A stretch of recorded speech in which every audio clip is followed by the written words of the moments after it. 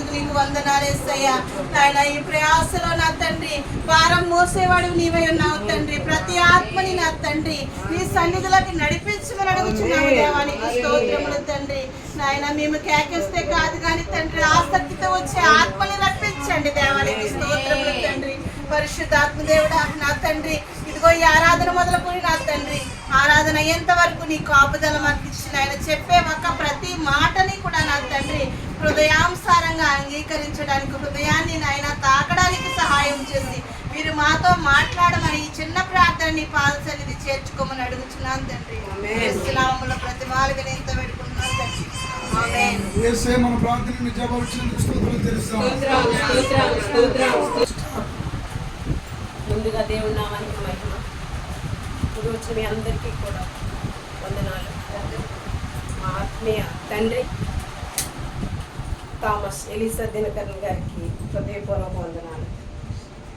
ఇప్పుడు నేను చెప్పబోయే వాక్యం ఎందుకంటే ఈ దినాల్లో శోధనలు, శ్రమలు ఎన్నో ఎన్నో వేదనలకు గురవుతూ శోధన లేని మనిషి లేడు, సమస్య లేని మనిషి లేడు. అయితే ఈ శోధన, ఈ సమస్య మనకే కాదు, ఆనాడు మన ప్రభు అయిన యేసుక్రీస్తు కూడా ఎన్నో శోధనలకు గురయ్యారు. ఒక చిన్న వాక్యం ద్వారా మీకు ఈ సందేశాన్ని చెప్పబోతున్నాను. ఏప్రిల్కి రాసిన పత్రిక 2వ అధ్యాయం 18వ వచనం. ఎవరైనా చదివి సహకరిస్తారా? ఏప్రిల్ నేనే చదువుతున్నాను, వినండి. ఏప్రిల్కి రాసిన పత్రిక 2వ అధ్యాయం 18వ వచనం ద్వారా దేవుడు మనతో చిన్న మాట మాట్లాడబోతున్నారు.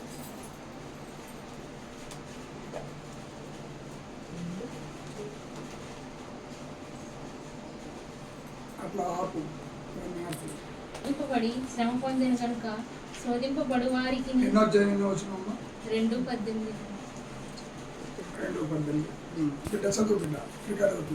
తాను శోధింపబడి శ్రమ పొందెను కనుక శోధింపబడు వారికి సహాయం చేయగలవాడై ఉండెను. చాలండి. దేవుడు చిన్న వెనుకళ్ళే వాక్యాన్ని దీవించిన గాక. అయితే ఈరోజు తాను శోధింపబడి శ్రమ పొందెను కనుక శోధింపబడిన వారికి సహాయము చేయగలవాడై ఉన్నాడు. ఈరోజు మనం ఆయన ఎందుకు నమ్ముకున్నామంటే మనకు సహాయము చేయగల శక్తిమంతుడు, బలమైన దేవుడని మనం ఆయన్ని, ఎందుకంటే మనందరినీ ఆయన ఏర్పాటు చేసుకున్నాడండి. హల్లెలూయా. ఈ రోజు ఈ వర్తమానం ద్వారా మనం తెలుసుకునేది ఏంటంటే శోధన. దేవుడికి, ఆ దేవదేవునికే శోధన ఎదురయ్యింది. శోధన పొంది శోధింపబడి శ్రమ పొందాడు ఆయన. శ్రమ పొంది ఈరోజు మనం పొందుతున్న ఈ శ్రమలు, ఈ శోధనల నుంచి మనల్ని విడిపించడానికి ఆ దేవుడు మనకు తోడై ఉన్నాడు. హల్లెలూయా. ఈరోజు మన మధ్యకి ఆయన దిగి వచ్చాడు. ఎందుకంటే ఎంతో మంది ఆశ గలి ప్రాణాలు తృప్తిపరిచే దేవుడు. ఆశ అండి ఈరోజు. ఎందుకంటే నిజమైన వాక్యం దొరకట్లేదు, నిజమైన ప్రార్థన. శోధన అంటే మనం ఎన్నో శోధనలకు గురైపోతున్నాం. అప్పుల సమస్యలు, ఆర్థిక ఇబ్బందులు, అనారోగ్య పరిస్థితులు, ఈ దినాల్లో ఎన్నో సమస్యలకు గురైపోతున్నాం. మనం ఏం చేస్తున్నామంటే ప్రార్థనకు దూరం అయిపోతున్నాం, ప్రార్థన చేయలేకపోతున్నాం. మనం ఈ శోధన నుంచి బయటపడాలంటే మనకి ప్రార్థనా జీవితం చాలా ముఖ్యమండి. హల్లెలూయా. అయితే ఈ రోజు దేవుడు మనతో మాట్లాడుతున్నాడు. అలాంటి దేవదేవునికే శోధన వచ్చింది గనుక మనము కూడా ఏం చేయాలంటే ఈరోజు మనందరితోటి, నీతోటి, నాతోటి కూడా దేవుడు చెప్పేది ఒక్కటే, శోధన జయించువాడు ధన్యుడు అన్నాడు. నిజంగా ఈరోజు శోధన గుండా మనం వెళుతున్నామంటే కేవలం నీవు బిడ్డ లైవ్ లో చూస్తూ నీ కొరకు దేవుడు మాట్లాడుతున్నాడు. ఎందుకంటే ఈ రోజు నువ్వు ఉన్న పరిస్థితి నుంచి దేవుడు మాట్లాడతాడు. హల్లెలూయా. ఈరోజు నీకు ఏ పరిస్థితి అయినా కావచ్చు, ఒక ఆర్థిక ఇబ్బంది అయినా ఉండొచ్చు, అప్పు బాధ అయినా అయి ఉండొచ్చు, లేకపోతే అనారోగ్య పరిస్థితి అయినా అయి ఉండొచ్చు. కానీ ఈ రోజు దేవుడు నీతోటే మాట్లాడుతున్నాడు. సూటిగా నీ హృదయంతో మాట్లాడుతున్నాడు. నేను చెప్పే ఈ మాట నీ హృదయానికి తాకాలి. పరిశుద్ధాత్మ దేవుడు కేవలం మహిమపరచబడాలి, ఆయన మాత్రమే మహిమపరచబడాలి. హల్లెలూయా. ఎందుకంటే శోధన అలాంటి దేవదేవునికే వచ్చింది కనుక శోధన నుంచి శ్రమ పొందాడు ఆయన. మనందరి కొరకు నలగొట్టబడి తిరిగి మళ్ళీ 3వ రోజు లేచి నీ కొరకు, నా కొరకు పునరుద్ధానుడై తిరిగి వచ్చాడు గనక ఈరోజు మనందరికీ ధైర్యపరిచే వాక్యం చెప్తున్నాడు. శ్రమలో మీకు సహాయము చేసేవాడు నేనే ఉన్నాను అంటున్నాడు. మనకు సహాయము చేయగలవాడై ఉన్నాడు అంటున్నాడు. అలాంటి బలమైన దేవుణ్ణి కలిగిన నీవు, నేను కూడా చేయవలసింది ఒకటే, ఆ శక్తి గల నామాన్ని ప్రార్థన చేయడం. ఆ శక్తి గల జీవము గల దేవుని నామానికి మనం ఏం చేయాలంటే స్తుతులు స్తోత్రాలు చెబుతూ నిత్యము విసుకక ప్రార్థన చేయాలి. ప్రార్థన, దేవునితో సహవాసం చేయడం మనం ఎప్పుడు కూడా మర్చిపోకూడదు. హల్లెలూయా. సహవాసం, మీరు నేను సహవాసం కలిగి జీవించాలి. ఎలాగంటే ఈ రోజు నీవు దేవుని దగ్గర నీ గదిలోకి వెళ్ళి మోకాళ్ళేసి దేవునికి ప్రార్థన చేయి. దేవా, ఈ సమస్య నుంచి నేను జయించగలగడానికి నీవే శక్తినిస్తావని వాక్యం ద్వారా నువ్వు నాతో మాట్లాడావు కదయ్యా. ఆ వాక్యం ద్వారా మాట్లాడిన దేవుడు నీవు నిజమైన దేవుడు అని నేను తెలుసు అనుకొని గ్రహిస్తున్నాను గనక ఈరోజు బిడ్డ నీతోటే దేవుడు నీతోటే మాట్లాడుతున్నాడమ్మా. ఈ రోజు నువ్వు ఎంత శ్రమ పొంది ఎంతో శోధన పడి ఉండొచ్చు, ఈ వాక్యం ద్వారా నీకు ఊరట కలుగుతుందని మేమందరం కూడా విశ్వసిస్తున్నాము. తండ్రి విడుదల పొందుతున్నాము, తండ్రి నీకు విడుదల ఇస్తున్నాడని మేము నమ్ముతున్నాము. ఎందుకంటే తండ్రి కుమారుడిని బలిగా అర్పించాడు. మనందరి కొరకు ఈ లోకానికి తన కుమారుణ్ణి పంపించడం జరిగింది. ఈ రోజు పంపించడం జరిగింది కనుక మనం అందరము కూడా ప్రార్థనలో జయించి విజయం పొందుకొని ఈ శోధన నుంచి విడుదల పొందడానికి దేవుడు నీతోటే మాట్లాడుతున్నాడు. దేవుడి చిన్న వాక్యాన్ని దీవించును గాక. దేవునికి మహిమ కలుగును గాక. మనందరికీ మీ అందరికీ కూడా నా హృదయపూర్వక వందనాలు. చిన్న ప్రార్థన చేసుకుందామండి. మహోన్నతుడు మహాగణుడైన దేవా, నీకే వందనాలు. ఇదిగో నా ప్రభ, వాక్యము ద్వారా నా ప్రభ మాతోటి ఆ లైవ్ లో చూస్తున్న ప్రతి ఒక్కరితో మీరు మాట్లాడే విధముకై నీకే వందనాలయ్యా. అవును ప్రభ, మీరు శోధింపబడి శ్రమ పొంది నా ప్రభ మాకు సహాయము చేయడానికి మీరు సిద్ధంగా ఉన్నారు ప్రభ.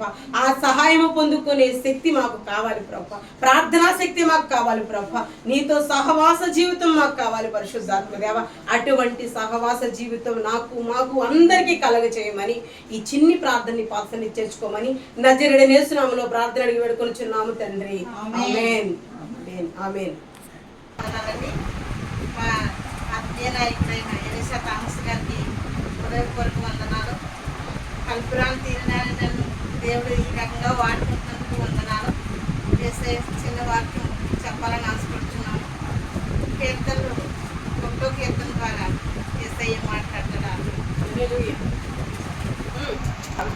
పాపుల మార్గమును నిలువక అపహాస్యకులు కూర్చుండు చోటున కూర్చుండుక యెహోవా ధర్మశాస్త్రమందు అనుదినం దివారాత్రులు దాన్ని ధ్యానించేవాడు ధన్యుడు.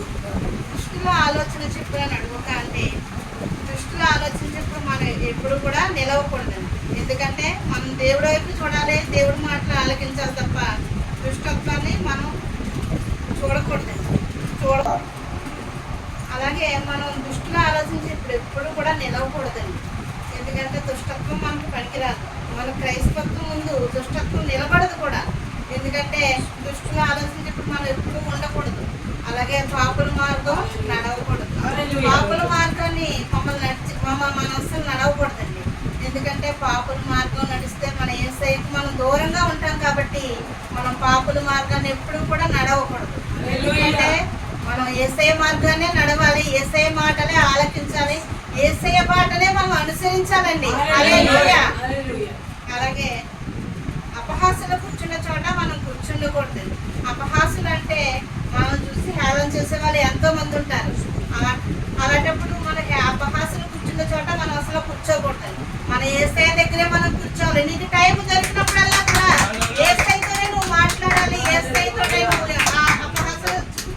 కూర్చోకూడదండి. యేసయ్య ఎక్కడ ఉంటే మనం అక్కడే ఉండాలండి. మన గదిలోనే మనం ఉండాలి, మన యేసయ్యతోనే మనం మాట్లాడాలి. ఎందుకంటే మనకి యేసయ్య తప్ప ఎవరు కూడా దగ్గర కాదండి. ఎవరైనప్పటికీ ఎంతవరకునో అంతవరకునేండి. ఎవరు కూడా మనకు ఓదార్చే వారు ఎవరు ఉండరు యేసయ్య తప్ప. అలాగే అపహాసాలు కూర్చున్న చోట మనం కూర్చోకూడదు.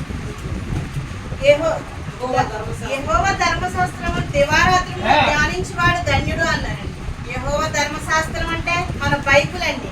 యెహోవా ధర్మశాస్త్రం అంటే మన బైబిల్ యేసయ్య మనకి ఇచ్చాడండి.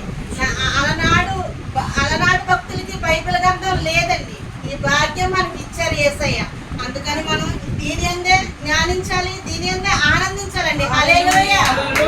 దీని అందే ఆనందించాలి, దీని అందే జ్ఞానించాలండి. ఇది జ్ఞానిస్తుంటే మనకి ఏది కూడా కొలుతుగా ఉండదండి, కొలతగా ఉండదండి. ఎందుకంటే యెహోవా ధర్మశాస్త్రం ఆనందించేవాడు ధన్యుడు అన్నాడు. అలాగే మన ధన్యులు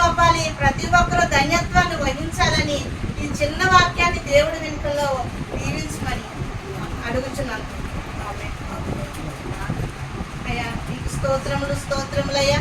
పరిశుద్ధాత్మ దేవుడా నీకు వందనాలు తండ్రి. నాయన ఈ వాక్యాన్ని నాయన ధ్యానించమని చెప్పి ఉన్నారు తండ్రి. ధ్యానించే భాగ్యాన్ని మా అందరికి ఇచ్చి ఉన్నారు దేవా. నీకే స్తోత్రములు తండ్రి. అలాగే నాయన ఇంకను నా తండ్రి వాక్యాన్ని నాయన ఇంకా ఎంతో మంది ఆలకించాలని, ప్రతి ఒక్క హృదయంలో నా వాక్యం వెళ్ళి నాయన హృదయాన్ని తాకాలని, ప్రతి ఒక్క ఆత్మ రక్షణ పొందాలని ఈ చిన్న ప్రార్థనని పాద సన్నిధి చేర్చుకోమని యేసు నామములో బ్రతిమాల వినయంతో వేడుకుంటున్నాం తండ్రి. ఆమేన్.